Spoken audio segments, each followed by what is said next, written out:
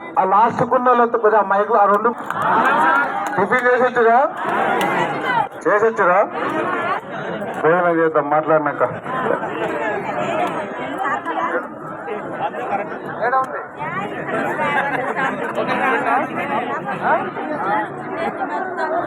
జై కాంగ్రెస్, జై కాంగ్రెస్, జై గుర్తుకే, జై గుర్తుకే. ఇప్పుడు కొద్దిసేపట్ల మనకు ఒక ముఖ్య అతిథి వస్తున్నారు. గద్దరన్న తెలుసా?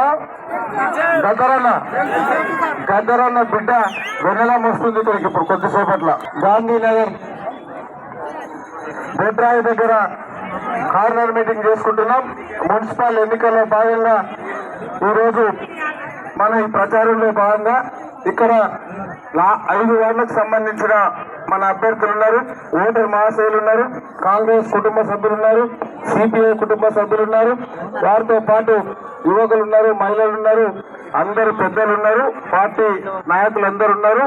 వాళ్ళందరితో పాటు ఈరోజు మన కాంగ్రెస్ పార్టీ తరఫున పోటీ చేస్తున్న 5వ వార్డు నుంచి అన్న వెంకటేష్ గారు మన కాంగ్రెస్ అభ్యర్థిగా నిలబడ్డారు. వారితో పాటు 18వ వార్డు నుంచి జయానంద్ గారు, 19వ వార్డు నుంచి ఎల్ఐసి కృష్ణ గారు, 20వ వార్డు నుంచి పాకనాటి కృష్ణ గారు, 17వ వార్డు నుంచి బషీర్ గారు, 5 మంది మన అభ్యర్థులు ఉన్నారు. అభ్యర్థులకు అందరికీ మీరందరూ 11 తారీఖు నాడు చెవి గుర్తు మీద గుద్దున గుద్ది 13 తారీఖు నాడు గెలిపించుకొని పెళ్లి కొడుకులు తీసుకుని నా దగ్గరికి రావాలి. ఓకేనా? గెలిపిస్తారు కదా. పెళ్లి కొడుకు అంటే మళ్ళీ ఆ పెళ్లి చేస్తారు, ఇంట్లో ఉన్నారు కొడతారు. సో మీరందరూ గెలిపించాలని కోరుకుంటూ ఈరోజు ఇక్కడికి వచ్చేసిన మళ్ళొక్కసారి చెప్తున్న పత్రికా మిత్రులందరికీ, ఇక్కడికి వచ్చిన పెద్దలందరికీ పేరు పేరున శిరస్సు వంచి నమస్కారం తెలియజేసుకుంటూ 2-3 విషయాలు మాట్లాడుకోవాలి. మనం 2 ఏళ్ల కిందట తెలంగాణ రాష్ట్రంలో పిసిసి అధ్యక్షులుగా మన పాలమూరు ముద్దుబిడ్డ రేవంత్ రెడ్డి గారు పిసిసి అధ్యక్షులుగా ప్రమాణ స్వీకారం చేసి తెలంగాణ రాష్ట్రానికి ఒక దయ్యం పట్టింది, తెలంగాణ రాష్ట్రానికి ఒక భూతం పట్టింది, తెలంగాణ రాష్ట్రానికి ఒక నియంత పాలన ఉన్నాడు. ఆయన ఆ కేసీఆర్ కొడుకు బిడ్డ అల్లుడు వాళ్ళ కుటుంబమే బాగుపడుతుంది, మనకెవ్వరికి పేదలకు ఏం చేయట్లేదు. ఆ టీఆర్ఎస్ పార్టీని భూస్థాపితం చేయాలి, మీరందరూ నాకు సహకరించమని రేవంత్ రెడ్డి గారు అడిగారు. దాంతో పాటు వనపర్తికి కూడా ఒక దయ్యం పట్టింది, వనపర్తికి కూడా ఒక భూతం పట్టింది, వనపర్తిలో ఒక భూ కబ్జా కోరున్నాడు. వనపర్తిలో గుట్టలు కనిపించినా, కొండలు కనిపించినా, దేవాలయ పొలాలు కనిపించినా, ఇంకేం కనిపించినా దాని మీద కళ్ళు పడతాయి. ఇంకా కొద్ది ముందరు పోతే మన వాకిలు పెద్ద కనిపించినా కూడా ఆయన మనసులు వచ్చి కబ్జా చేసుకుంటుంటారు. అట్లాంటి వనపర్తి పొలిమేరల నుంచి తరిమి కొట్టి బొంద పెట్టాలని మన అందరూ పిలిచినప్పుడు మీరందరూ ఇక్కడ ఉన్న 5 వార్డులకు సంబంధించిన వాళ్ళు, వనపర్తి మున్సిపాలిటీకి సంబంధించిన వాళ్ళు, తెలంగాణ రాష్ట్రంలో అందరు కలిపి బీఆర్ఎస్ పార్టీని బొందబెట్టి కాంగ్రెస్ పార్టీని అధికారంలో తీసుకొచ్చిన కాంగ్రెస్ కుటుంబ సభ్యులందరికీ శిరస్సు ఉంచి నమస్కారం తెలియజేసుకుంటున్నాం. ఆ మెజార్టీ మనకి ఎవరు అడ్డం పడ్డా, నేను పెద్ద పురంగిని అని చెప్పినా, నేను నెంబర్ 3 నెంబర్ 4 అని చెప్పినా వాళ్ళన్నీ ఏం లెక్క చేయకుండా మీరందరూ వనపర్తి టౌన్ లో 8,000 మెజార్టీ ఇచ్చిన మీ అందరికీ శిరస్సు ఉంచి నమస్కారం తెలియజేసుకుంటున్నాం. దాని తర్వాత మన రేవంత్ రెడ్డి గారు ముఖ్యమంత్రి అయిన తర్వాత ఇక్కడున్న మహిళలకు, అక్కడున్న మహిళలకు, ఆ చెట్టు కింద ఉన్న మహిళలకు, అక్కడున్న మహిళలకు, మీ అందరికీ ఇక్కడ నుంచి యాదగిరిగుట్ట పోవాలన్నా, మల్లెకొండ జాతర పోవాలన్నా, కురుమూర్తి జాతర పోవాలన్నా, రాజనారాయణ జాతర పోతామన్నా, యాదగిరిగుట్ట గుడి కోతామన్నా, మన ఇంటి కోపం అయితే అమ్మవారి ఇంటికి పోయినా, ఎక్కడ పోయినా మీ అందరికీ ఆర్టీసీలో ఉచితంగా చేసిన గౌరవ రేవంత్ రెడ్డి గారికి మనం చప్పట్లుగా అభినందన తెలపాలి. దాని తర్వాత 5 లక్షల ఆరోగ్యశ్రీ 10 లక్షలు చేసినాం. దాని తర్వాత ఇక్కడ ఉన్న బీదలందరూ 200 యూనిట్ల వరకు కరెంటు బిల్లు కట్టవసరం లేకుండా 0 బిల్లు చేసింది కాంగ్రెస్ పార్టీ రేవంత్ రెడ్డి గారు.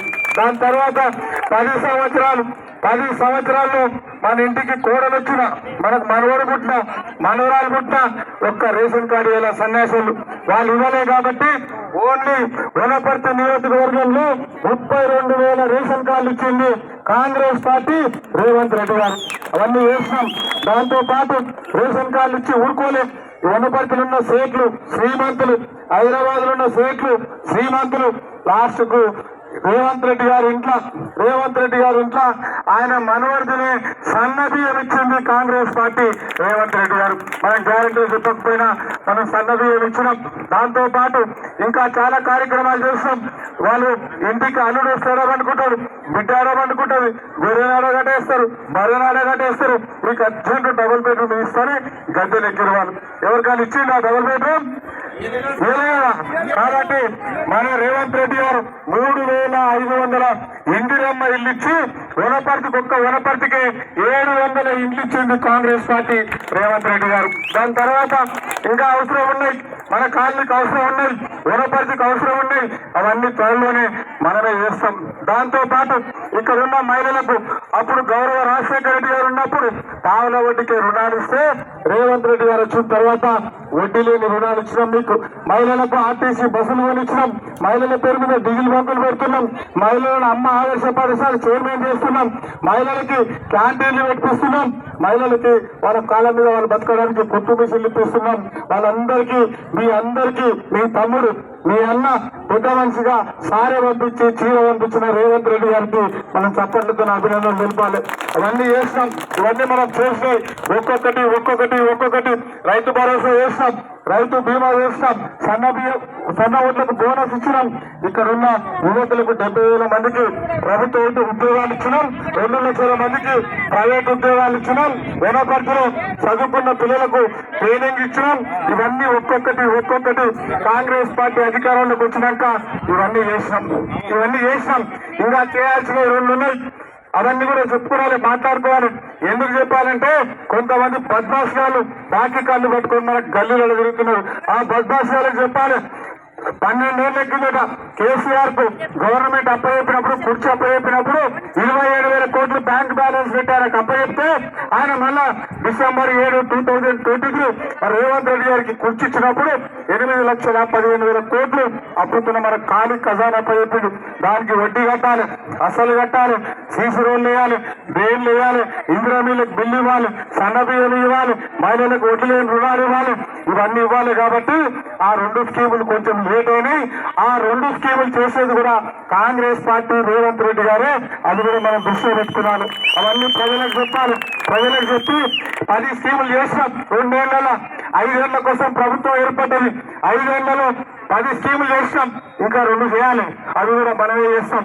ఎందుకు అంటే ఈ ఇందిరమ్మ ఇల్లు కానీ, ఇందిరమ్మ కాలనీలు కానీ ఎలక్షన్ల కంటే ముందు నేను పాలిటెక్నిక్ గ్రౌండ్ లో నామినేషన్ వేసిన రోజు నేను నిరంజన్ రెడ్డికి ఛాలెంజ్ చేసిన. ఏం ఛాలెంజ్ చేసినంటే కాంగ్రెస్ పార్టీ స్వాతంత్రం వచ్చినప్పటి నుంచి వనపర్తి పట్టణంలో కావచ్చు, ఊళ్ళలో కావచ్చు, భారతదేశంలో కావచ్చు, ఇందిరమ్మ ఇల్లు ఇచ్చిన వాళ్ళందరూ చేయి గుర్తు కోటేస్తారు, డబుల్ బెడ్రూమ్ ఇచ్చిన వాళ్ళందరూ వేపించుకున్న సన్యాసం అని చెప్పినాం. దానికి ఒప్పుకోలే వాళ్ళు. ఒప్పుకోకుంటే మన వాళ్ళందరూ చేయి గుర్తు మీద గుర్తులు చూస్తే 1,07,000 ఓట్లు మనకు వేసి గెలిపించారు. వాళ్ళకి దమ్ము లేదు, ధైర్యం లేదు, వాళ్ళకి చేత కాదు. అదొకటి. మీ అందరూ ప్రజలకు తీసుకుపోవాలి. ఈ మధ్యలో ఆయన అంటున్నాడు, ఆ పాటలు ఇంకోటి వచ్చినప్పుడు సారే రావాలంట. మళ్ళా ఎందుకు రావాలి సారు? ఏ మోసానికి రావాలి? ఎవరి కోసం రావాలి? నిన్న మొన్న కవితమ్మ వచ్చింది వనపర్తికి వచ్చి ఏం చెప్పింది తెలుసా? మా నాయన మంచోడు, ఇంటి మా అన్న దయ్యం, మా బావ దయ్యం, చుట్టుపక్కల ఉన్న వాళ్ళందరూ దయ్యం, ఈ వనపర్తిలో ఉన్నోడు కూడా భూ కబ్జాలు చేసిండు, అన్ని మోసాలు చేసిండు, నీకు కొడుకులు లేరు, పిల్లలే ఉన్నారు, ఈ వయసులో నీకు ఎందుకు అని చెప్పేది కవిత. అవునా? చెప్పేది. ఇంకా ఎక్కువ మాట్లాడితే పుచ్చలేస్తుంది అని చెప్పేది కదా. సో వాళ్ళందరూ వాళ్ళ కుటుంబం వాళ్ళ కుటుంబాల కోసం సార్ రావాలన్నా, దళితులకు 3 ఎకరాల పొలం ఇచ్చినందుకు సార్ రావాలన్నా, ఇంటికో ఉద్యోగం ఇచ్చినందుకు సార్ రావాలన్నా, కాళేశ్వరం కట్టి కూలిపోయినందుకు సార్ రావాలన్నా, పాలమూరు రంగారెడ్డి పెండింగ్ పెట్టినందుకు సార్ రావాలన్నా, రేషన్ కార్డు ఇవ్వనందుకు సార్ రావాలన్నా, డబల్ బెడ్రూమ్ ఇవ్వనందుకు సార్ రావాలన్నా. మీ సార్ అవసరం లేదు, ఆ పెద్ద సార్ అవసరం లేదు, ఈ చిన్న సార్ అవసరం లేదు. అవసరం వరకు తీసి బండకేసి కొట్టాం కదా. కొడితే అసలు వాడు పోయింది కదా. అసలు అంటే ఎవరు? ఆడ కేసీఆర్ ఎవరు? నిరంజన్ పోయింది కదా. కొంతమంది గల్లీల కొసరోళ్ళు మేము, ఆ కొసరోళ్ళని కూడా భర్త పట్టాలి. మనం ఇంటికి పంపించాలి. ముందరగా నేను పంపించినాం. ఎంపీ గారిని కూడా పంపించాలంటే ఏం చేయాలి?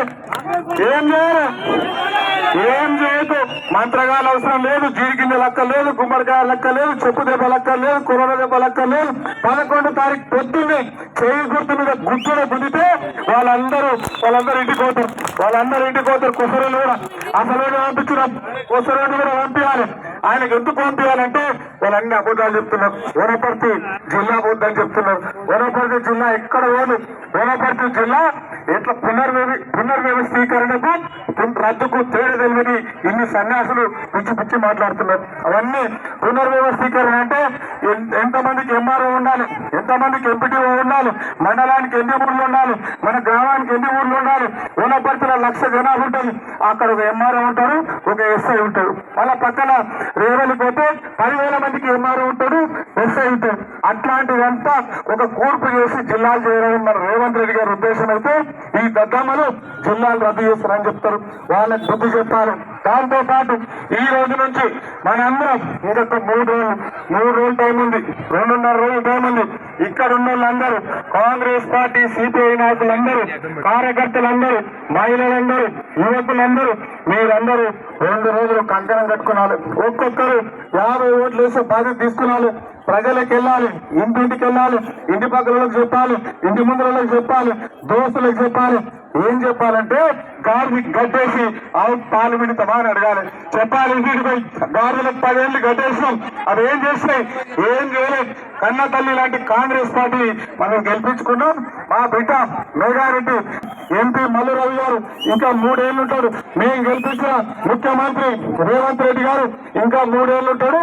దాని తర్వాత ఇంకా 5 ఏళ్ళు ఉంటాం. 8 ఏళ్ళు కాంగ్రెస్ పార్టీ ఉంటుంది. సన్యాసులారా మీరు గెలిచి ఏం పోస్తారని వాళ్ళకి చెప్పాలి. ఇంటికి పోయి చెప్పాలి. ఎందుకు చెప్పాలంటే బై మిస్టేక్ లో మా ఇంటి పక్కలోనూ, మా ఇంటి ముందులోనూ, మా చుట్టలోనూ మీరందరూ కాంగ్రెస్ పార్టీ అభ్యర్థులను గెలిపించి ఈ 5 మందిని నాకు బహుమతికి ఇస్తారా? చేతులు ఎత్తాను అందరూ.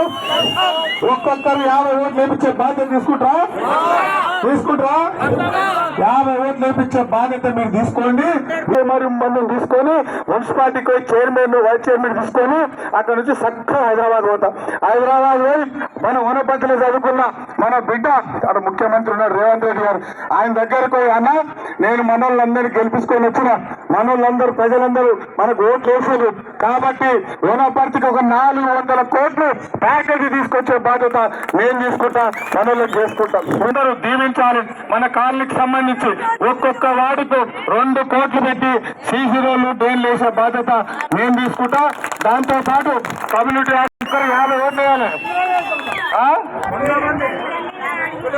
ఇళ్ల స్థలాలకు సంబంధించి కానీ, ఆ ఇండ్ల స్థలాలు లేని వాళ్ళకి స్థలాలు ఇప్పించారు కానీ, ఆ డబల్ బెడ్రూమ్లు ఇల్లు అప్పుడు ఉన్న వాళ్ళ ఇంట్లో పనిచేసే వాళ్ళకి ఇచ్చిండ్రు, అవన్నీ పీకి అవతల పడేసి మన బీదలకు ఇచ్చేది కానీ అవన్నీ ఒక్కొక్కటి మన